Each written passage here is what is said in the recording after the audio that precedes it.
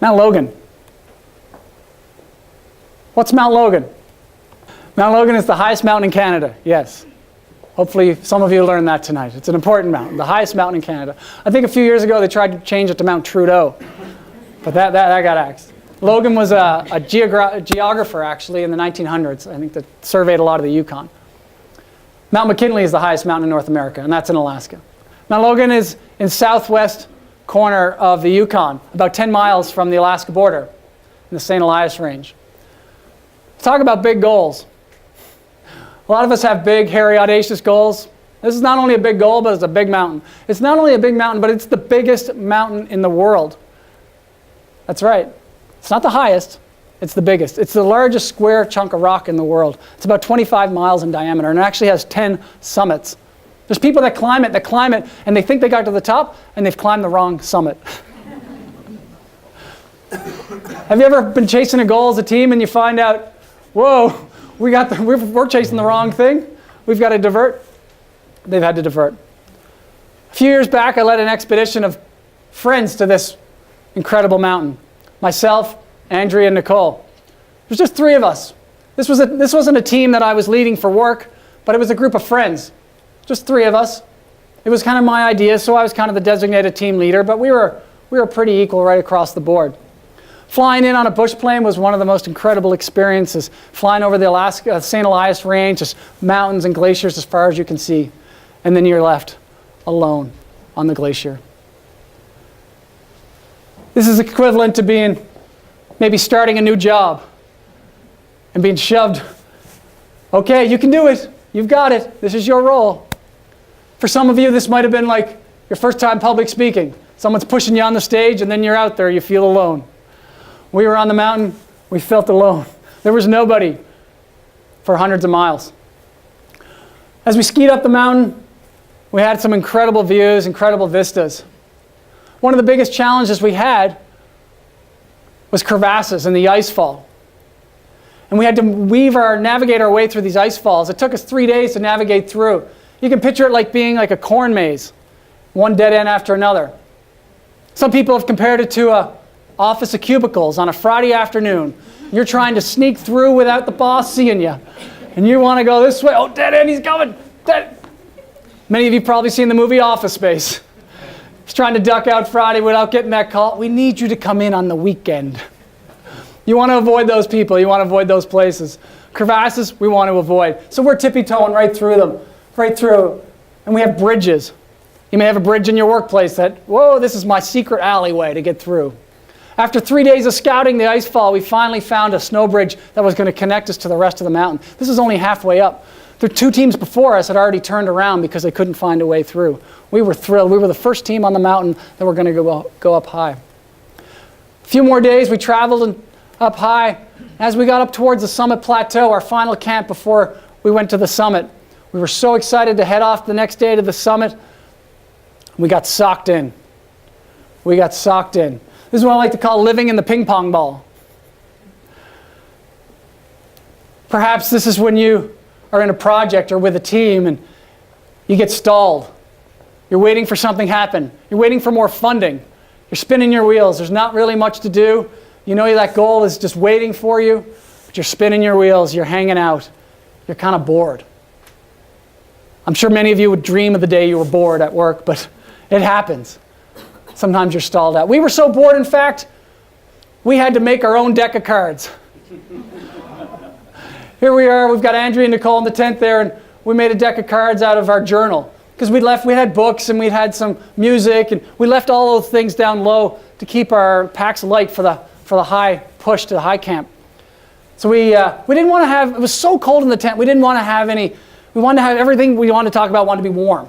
And so Nicole came up with the idea, instead of hearts and clubs and spades and diamonds, we had surfboards, suns, bikinis, and flowers were our cards. I think we had more fun making them than we ever did playing with them, but we ended up spending 3 days in that tent before we could really get out. The only time we left the tent was to go to the bathroom. And most of the time we didn't even leave the tent for that. Pee bottles are a great invention. Finally, on the last potential day to reach the summit, we all woke up to bluebird skies. We didn't pay a lot of attention to the clouds building in the background, but it was a bluebird skies. We were excited to head off towards the summit. As we approached halfway, around 12 o'clock, that cloud started to envelop us. They started to sit on us, and the wind started to pick up, and the snow started to fly. And eventually, we were in a complete whiteout. We pushed on to the summit. We're breathing so loud, it's about 20,000 feet. The altitude is really affecting us at this point. And 20,000 feet in the Arctic could be like 24 or 25,000 feet in the Himalayas because it's so far further from the equator. And it's freezing. At one point, Nicole stops us. We can hardly see each other because of the whiteout. She brings us in and she's, "What do you think of the weather?" We're yelling at each other face to face. Andrea says, "It's not very good, is it?" I'm thinking, okay, what are we going to do here? We have this weather meter. It's about this big. And I said to Nicole, "Pass me the weather meter." And she, you know, altitude sickness kind of affects your mood. And she's probably dehydrated. And she kind of throws it at me. I was like, all right. So I pick it up. And I'm really interested to find out what the temperature is. And so I hold it up. And I'm like, oh my God, it's -51. I don't know you, but I'd never been in -51. And this is not -51 Winnipeg, run from the house to the car, get in the car, drive to the underground parking, go to your office. This is, we're outdoors, we're in it. We got nowhere to go. It was -51. I could tell they were edging to turn around at this point. I wanted to keep going so bad. I've been thinking about this climb for years. We'd spent thousands of dollars, planned it for about 7 or 8 months. We were so close. We were about 500 feet, we determined, from the summit. So 5 city blocks. I figured it'd be another hour. So I was like, the weather broke yesterday at about this time. Let's go on. Let's go on for another hour, see what happens. And I could tell they were reluctant. They were, okay. And we pushed on.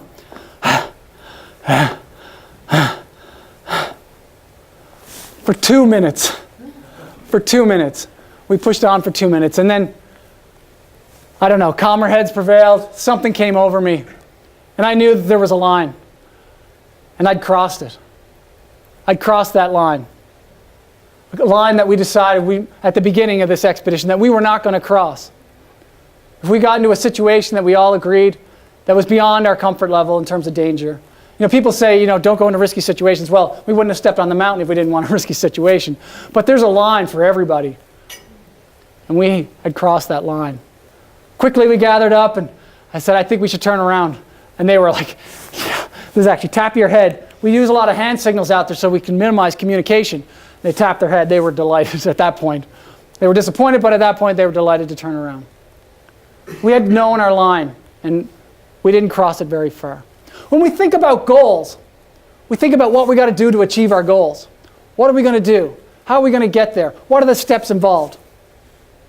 Do you ever think about what you're willing not to do to achieve that goal? Sometimes that can be just as important. In our case, it potentially saved our life. I knew of friends that were up on that mountain the year before that had major frostbite on their hands and fingers because they went to the summit and they ended up spending a night in a crevasse, sheltered from the storm. I knew that wasn't going to happen to us. Think about it. What are you not willing to do?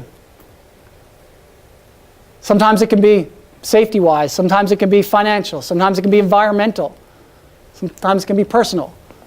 I like to think about it when you set goals. Think of a bowling alley, and you've got the pins at the front, and those pins are your goals.